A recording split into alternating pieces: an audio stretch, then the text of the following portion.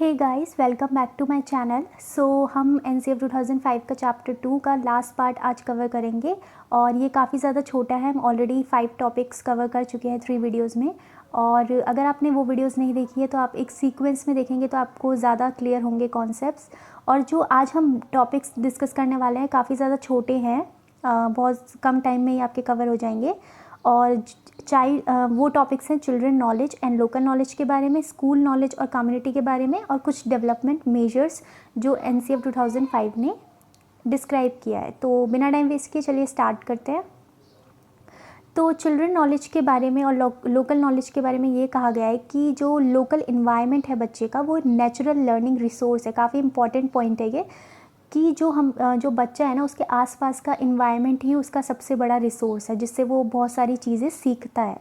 ठीक है। तो हमें क्योंकि जो बच्चा है वो क्लासरूम में जब आता है तो वो बहुत सारे एक्सपीरियंस अपने लोकल इन्वायरमेंट के लेकर के आता है। तो अगर हम कोई भी कॉन्सेप्ट उसको पढ़ा रहे हैं या उसकी लर्निंग करवा रहे हैं तो अगर हम उन चीज़ों को उसके लोकल इन्वायरमेंट से कनेक्ट करेंगे तो वो चीज़ें ज़्यादा बेहतर समझ पाएगा। ठीक है। तो हमें इसी तरह से उसकी लर्निंग करवानी चाहिए क्लासरूम में। और इसके लिए ये इम्पॉर्टेंट है कि हम उसको रियल लाइफ एक्सपीरियंस दें। ठीक है। और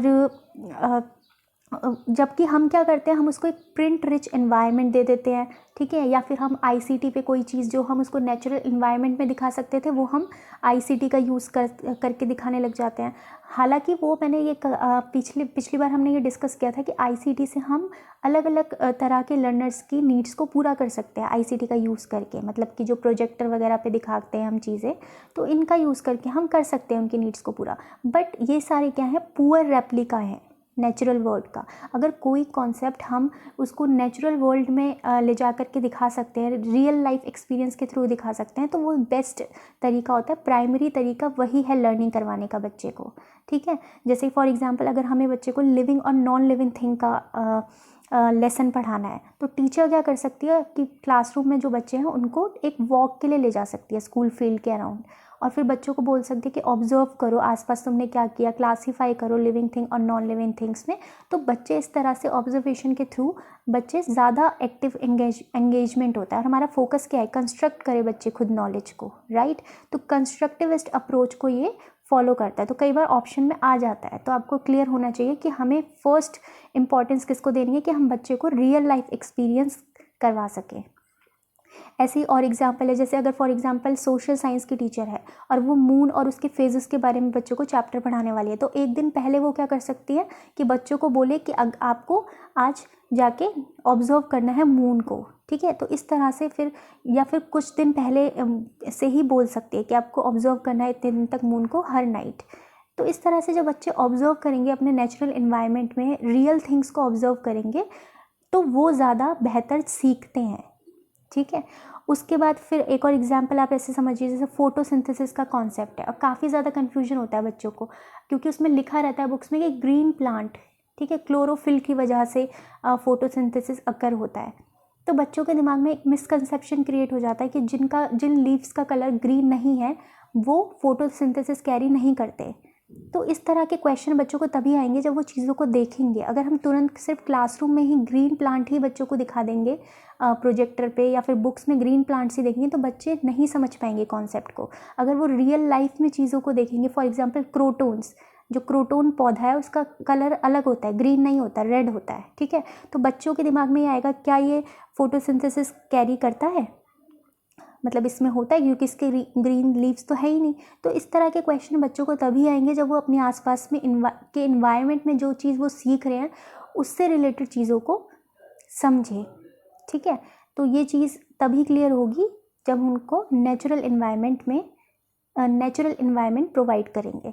फिर यहाँ पे बात करी गई है स्कूल नॉलेज एंड कम्युनिटी के बारे में। आपको ये पता होना चाहिए कि जो स्कूल है वो मिनिएचर है सोसाइटी का। मिनिएचर मतलब कि जो भी चीज़, जो भी सेक्शन सोसाइटी में है वो सारे क्लासरूम में होते हैं। अगर एक इंक्लूसिव क्लासरूम है तो बच्चे वहाँ पर सोसाइटी के ही मिनिएचर होते हैं। जो क्लासरूम है वो सोसाइटी का ही मिनिएचर है। ठीक है।